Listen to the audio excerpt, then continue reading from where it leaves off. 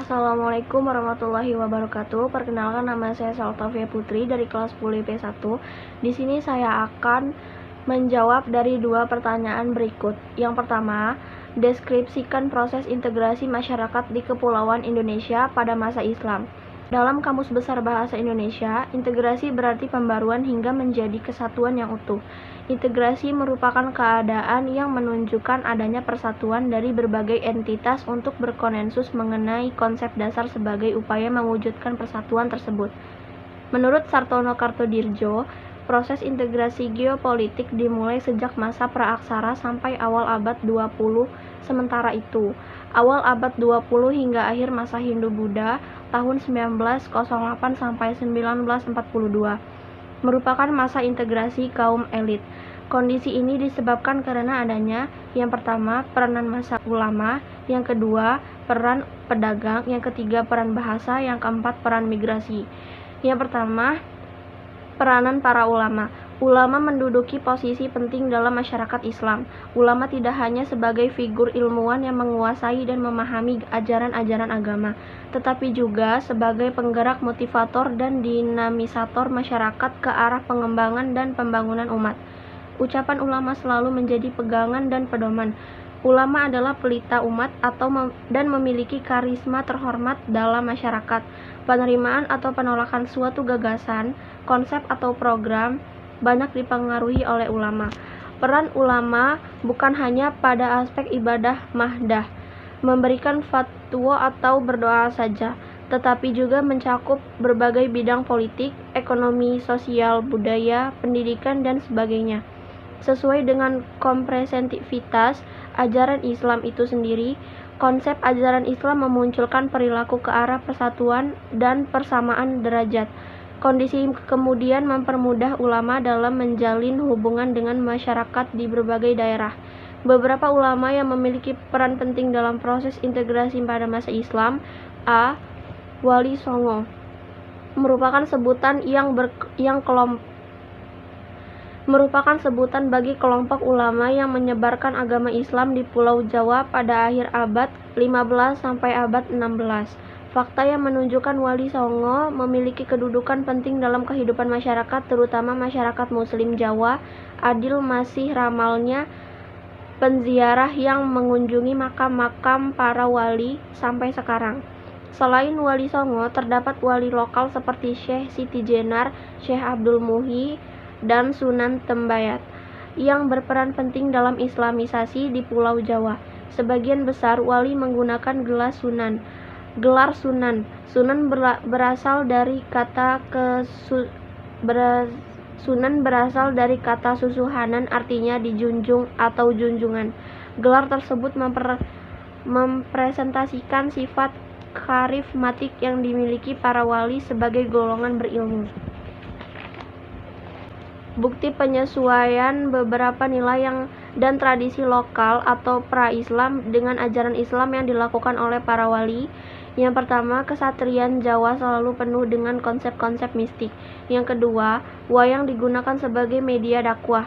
Yang ketiga, konsep makam disusun mirip punden berundak. Yang keempat, bangunan makam dan hiasannya menunjukkan akulturasi budaya Islam dan pra-Islam. Kaum Sufi. Sufi merupakan sebutan untuk orang yang mengajarkan tasawuf. Tasawuf merupakan praktik keagamaan dalam Islam untuk menemukan kesadaran dari pencerahan batin. Kaum Sufi menyebarluaskan ajaran tasawuf kepada masyarakat melalui tarekat. Tarekat berasal dari kata tinarikoh yang berarti jalan mendekatkan diri kepada Tuhan. Tarekat-tarekat yang memiliki pengaruh cukup besar di Indonesia antara lain Tarekat Qadiriyah, Fufaiyah, Maksabandiyah, Samaniyah, Syaltariyah, Syaziliyah, Kalawatiyah, dan Tijaniyah. Para ahli tasawuf diperkirakan datang di Indonesia sejak abad 13 yang ditandai dengan persebaran para ahli tasawuf dari India dan Persia. Tokoh ahli-ahli tasawuf di berbagai daerah sebagai berikut. Yang pertama, Aceh, Hamzah Fansuri Syamsuddin As-Sumatrani, Nuruddin Ar-Ranini, dan Abdul Rauf As-Singkiri. Yang Jawa, Syekh Siti Jenar dan Sunan Panggung. Kedua, peran pedagang. Pelayanan dan perdagangan antar pulau di kawasan Nusantara memiliki peran penting dalam proses integrasi bangsa Indonesia. Yang pertama, menghubungkan penduduk satu pulau dengan lainnya. Dalam pelayaran dan perdagangan, laut memegang peranan yang sangat penting. Laut digunakan sebagai jalan bebas hambatan yang bisa digunakan oleh penduduk pulau manapun. Yang kedua, proses pencampuran dan penyebaran budaya satu daerah terhadap daerah lainnya. Setelah jatuhnya Malaka ke tangan Portugis tahun 1511, sebagian kegiatan perdagangan Nusantara dialihkan ke Aceh, Banten, Makassar, Gresik. Yang ketiga, percepatan proses integrasi bangsa. Masuknya bangsa Eropa di kawasan Nusantara yang memaksakan monopoli perdagangan berpengaruh terhadap proses integrasi bangsa sejak abad ke-16. Hal ini disebabkan oleh dua faktor. Yang pertama, melalui perdagangan antar pulau pada zaman kejayaan Islam terjadi pertukaran budaya, pengalaman, dan pengetahuan yang berasal dari pedagang yang memiliki latar belakang etnis berbeda-beda. Yang kedua, perasaan sama di antara mereka semakin meningkat setelah sama-sama dirugikan oleh pendatang. Ketiga, peran bahasa. Bahasa merupakan sarana pergaulan. Bahasa Melayu digunakan hampir di semua pelabuhan-pelabuhan di Kepulauan Nusantara. Bahasa Melayu sejak zaman kuno sudah menjadi bahasa resmi negara Melayu atau Jambi. Jalinan antar bangsa, aktivitas perdagangan juga menjadikan kosakata bahasa Melayu bertambah. Kondisi tersebut dapat dicermati dari unsur-unsur bahasa Sanskerta, Prakerta, Tamil, Persia, Arab, dan Cina yang diserap oleh bahasa Melayu.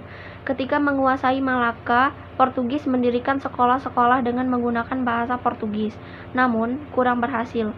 Pada tahun 1641, VOC merebut Malaka dan kemudian mendirikan sekolah-sekolah dan menggunakan bahasa Melayu.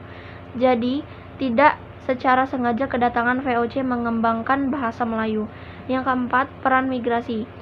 Sejak zaman dahulu, di Nusantara terjadi migrasi penduduk yang biasanya dilakukan dengan kemauan sendiri dan biaya sendiri. Penyebabnya antara lain, yang pertama bencana alam.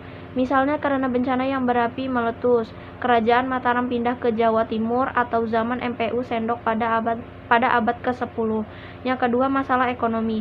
Misalnya kebiasaan orang Minangkabau atau orang Batak merantau untuk memperoleh perbaikan ekonominya.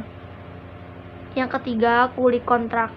Misalnya pada abad ke-19 Belanda menerapkan politik ekonomi liberal sehingga banyak berdiri perkebunan swasta di Jawa dan luar Jawa atau terutama di Sumatera.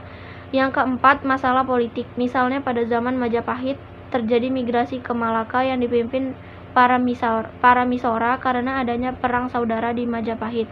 Migrasi juga terjadi pada kota-kota besar karena faktor pendidikan. Belanda membuka sekolah baik untuk bangsanya sendiri maupun untuk kaum pribumi secara terbatas.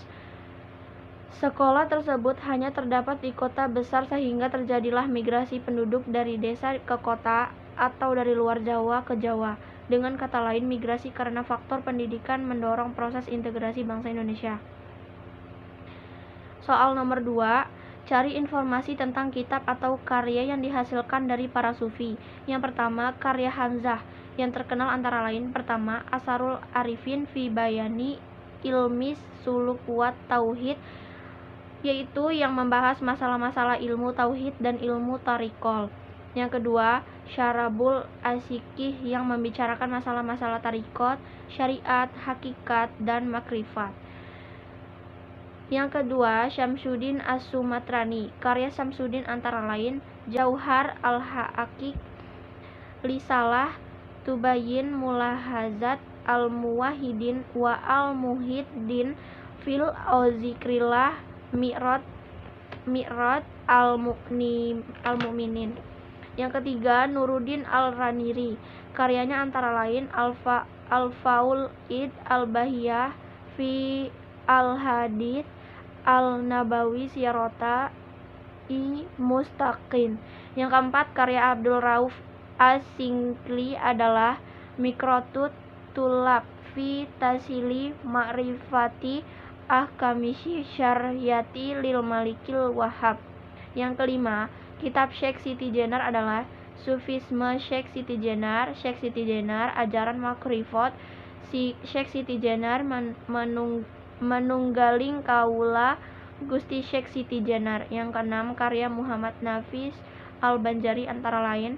Yang pertama, Kanzus Sa'adah yaitu kitab yang berisi tentang istilah-istilah ilmu tasawuf.